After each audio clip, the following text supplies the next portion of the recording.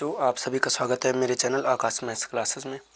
और आज मैं आपके लिए लाया हूँ क्लास 10th का प्रश्नावली 3.1 का पहला प्रश्न, जिसमें है कि आफ्ताब अपनी पुत्री से कहता है, ठीक है, कि 7 वर्ष पहले मैं तुमसे 7 गुनी आयु का था। अर्थात मतलब कि जो वर्तमान आयु है उसकी और उसकी पुत्री की जो वर्तमान आयु है, उसकी पुत्री की वर्तमान आयु से 7 गुनी आयु थी उसकी 7 वर्ष पहले। और फिर दूसरी बात क्या बोल रहा है कि अब से 3 वर्ष बाद मैं तुमसे केवल 3 गुनी आयु का रह जाऊँगा। तो अर्थात मतलब कि अब से मात्र मैं तुमसे, ठीक है, तो वर्तमान आयु हो गई, तो वर्तमान आयु से, ठीक है, मैं तुमसे कितनी आयु का रह जाऊंगा, 3 गुनी, मतलब वर्तमान आयु से 3 गुनी आयु का रह जाऊंगा, ठीक है। तो यहाँ पे क्या बोल रहे हैं कि इस स्थिति को बीजगणितीय एवं ग्राफीय रूपों में क्या करना है, व्यक्त करना है। तो बीजगणितीय ग्राफीय रूपों में व्यक्त करना है, तो इसको हल करते हैं। तो हल कैसे करना है, जैसे देखिए हम इसको करते हैं हल, ठीक है। यहाँ पे क्या हो जाएगा, यहाँ पे होगा कि जैसे हमारे पास है यहाँ पे प्रश्न, ठीक है, प्रश्न है, तो पहले हमें ये कंडीशन देखनी है कि पूछ क्या रहा है, ठीक है। तो यहाँ पे है, हम मानते हैं, माना आफ्ताब और उसकी पुत्री की आयु मानते हैं हम वर्तमान आयु, ठीक है। माना आफ्ताब की वर्तमान आयु बराबर मानते हैं x वर्ष, ठीक है। और पुत्री की आयु मानते हैं हम बराबर मानते हैं y वर्ष, ठीक है। अब पहली कंडीशन क्या है, पहली सिचुएशन है कि देखो पहला दे रखा है 7 वर्ष पूर्व मैं तुमसे, क्या 7 वर्ष पूर्व तुमसे 7 गुनी आयु का रह जाऊंगा, 7 गुनी आयु का था, ठीक है, आयु। तो 7 वर्ष पूर्व है, तो यहाँ पे वर्तमान आयु कितनी है, आफ्ताब की मानी हमने x वर्ष, तो x में से वर्तमान आयु में से 7 वर्ष को घटा देंगे, पूर्व है, बराबर है उसके पुत्री की आयु 7 वर्ष वर्तमान में, है ना, वर्तमान आयु से 7 वर्ष घटा देंगे। और कितनी गुनी बोल रहे हैं, 7 गुनी, ठीक है। तो इसको सरल करते हैं, तो x ऋण 3 हो जाएगा, x ऋण 7 तो ये हो जाएगा, बराबर हो जाएगा 7y कम 7y और 7 सते 49।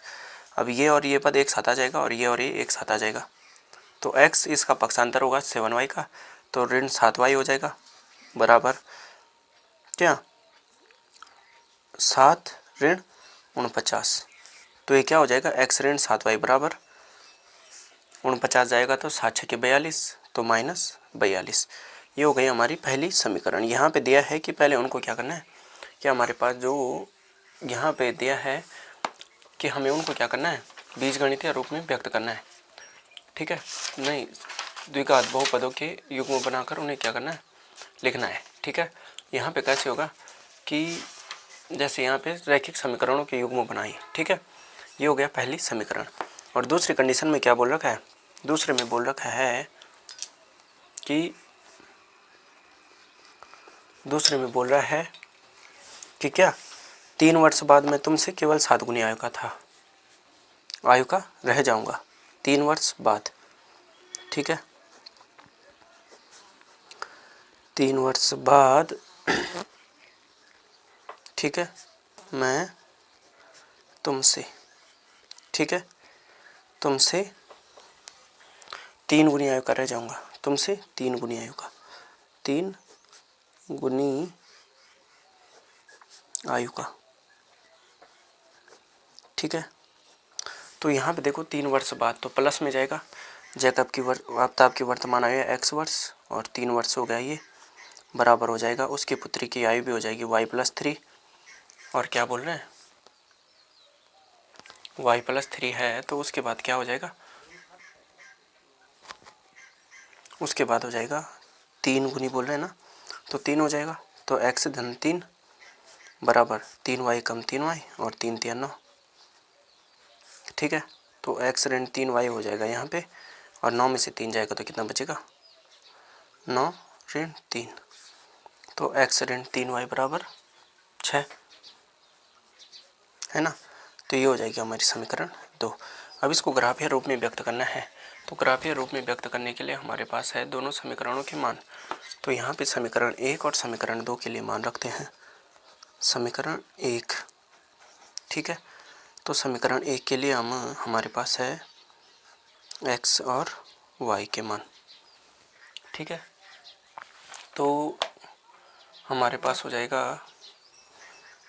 0, 6, ठीक है। एक मान ये हो गया, एक हो गया 7 और वो 7। अभी बताता हूँ कैसे ज्ञात किया, लेकिन यहाँ पे दूसरी कंडीशन में आपको मान खुद ज्ञात करना है, ठीक है। एक ही हो गया। और समीकरण 2 के लिए क्या हो जाएगा, समीकरण 2 के लिए होगा x और y का है, ठीक है। तो x और y का है तो ये हो जाएगा 1 ऋण 3, 1 ऋण और 6 और 0। तो ये है, तो हमारे पास ये मान हमने ज्ञात किए, ठीक है। मैंने अब इस मानों को कैसे हमने देखा, कैसे हमने ज्ञात किया, इनको देखते हैं। ये है, ठीक है। तो हमारे पास समीकरण क्या थी, हमारे पास है पहली समीकरण के, ठीक है। पहली समीकरण से हमारे पास मान कि हमारे पास हो जाएगा पहली समीकरण से, ठीक है। समीकरण 1 क्या थी, समीकरण 1 थी कि x माइनस 7y बराबर माइनस 42। तो यहाँ पे हमारे पास x और y था, तो इन मानों को रखा हमने, क्या रखा, एक तो हमने रखा, क्या रखा था, 0 और 6 था, और 7 और 7 था। तो ये कैसे आया, तो यहाँ पे अगर हम y की जगह पे 6 रखते हैं, x ऋण 7 गुणा 6 बराबर ऋण 42। तो x ऋण 7 6 42 बराबर कितना हो जाएगा, 42, और x बराबर ऋण 42 और धन 42। तो x बराबर क्या हो जाएगा, 0। तो ये आ गया हमारा 0। अब दूसरे में अगर हम रखते हैं 7, ठीक है, 7 रखते हैं, x ऋण 7y की जगह पे क्या 7 बराबर माइनस 42 और 7 7 49, तो माइनस 49 हो जाएगा। तो x बराबर कितना हो जाएगा, सॉरी ये 42 था, है ना। तो 49 ऋण 42, तो x बराबर कितना हो जाएगा, 7 हो जाएगा। 7 रखने के बाद 7 प्राप्त हो गया, ठीक है। अब फिर ये तो हमारे पास हो गया 0 और 6 और 7 और 7, है ना। अब समीकरण 2 थी, तो समीकरण 2 के लिए यहाँ पे है मेन मान ज्ञात करना, ठीक है। समीकरण 2 के लिए आप कुछ भी रख सकते हो, ऐसा नहीं कि यही रखना। समीकरण 2 थी क्या, x minus 3y equals to 6। तो x और y था, तो यहाँ पे हमने मान रखना है, ठीक है। यहाँ पे हमने रखा कि y बराबर अगर हम ऋण 3 रखते हैं, तो x ऋण 3 गुणा ऋण 3 बराबर 6। तो x ऋण 3 3 9 बराबर 6। तो x बराबर कितना हो जाएगा, माइनस माइनस का प्लस, तो 6 ऋण 9, तो x बराबर ऋण 3, ठीक है। ये आ गया ऋण 3। अब हम y की जगह पे अगर हम 0 रखते हैं, तो x ऋण 3y बराबर 6। तो x ऋण 3 गुणा 0 बराबर 6। तो x ऋण 0 बराबर 6 और x बराबर 6।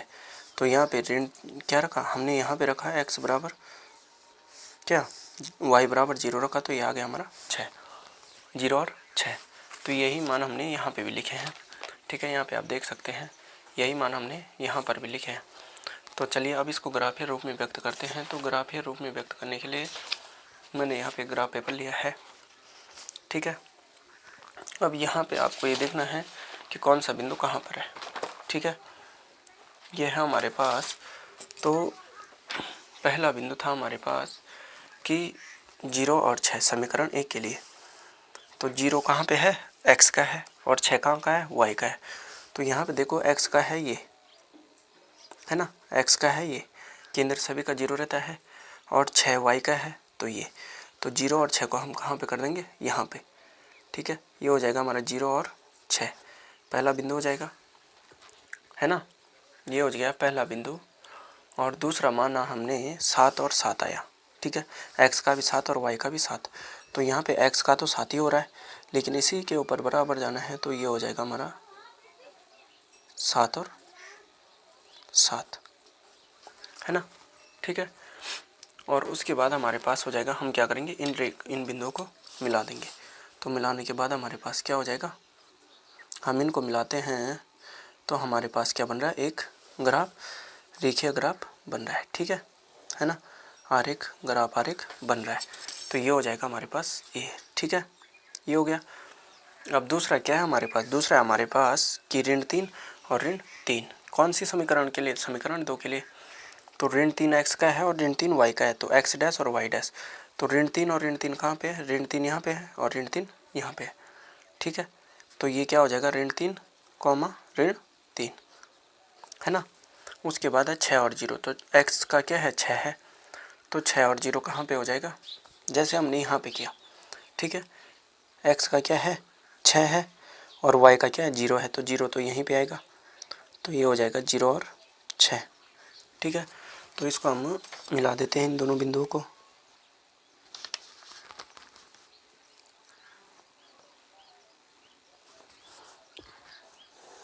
तो मिलाया तो ये हमारा ग्राफ तैयार हो गया। समीकरण 1 के लिए था हमारे पास क्या, 7x x minus 7y equals to -42, ये था हमारा पहला, ये हो गया, हमने ए बिंदु माना, ये हमारा बी हो गया, ठीक है। और दूसरी समीकरण थी x ऋण 3y बराबर 6, तो ये थी समीकरण 2, ये हमने सी माना और ये हमने डी माना। तो इस प्रकार हम इसको ग्राफीय रूप में व्यक्त करते हैं, ठीक है। तो चलिए, आशा करता हूँ आपको ये प्रश्न समझ में आया होगा, ठीक है। और मेरे चैनल को लाइक शेयर एंड सब्सक्राइब करना ना भूलिएगा। आसान था, यहाँ पे आपको मेन है कि आपको ये बिंदु ज्ञात करने हैं, समीकरण को क्या करना है, रैखिक समीकरण युग्म बनाने हैं, ठीक है। रैखिक समीकरण युग्म बनाने हैं प्रश्न को पढ़कर, और उसके बाद हमें इनके क्या करने हैं, बीजगणितीय और ग्राफीय रूपों में व्यक्त करना है। तो बीजगणितीय हो गया, और फिर ये हो गया हमारा गणितीय रूप में, ठीक है। बीजगणितीय रूप के बाद यह है बीजगणितीय रूप, और उसके बाद है हमारे पास ग्राफीय रूप में x अक्ष और y अक्ष, ठीक है। तो चलिए बच्चों, आज के लिए इतना ही, धन्यवाद।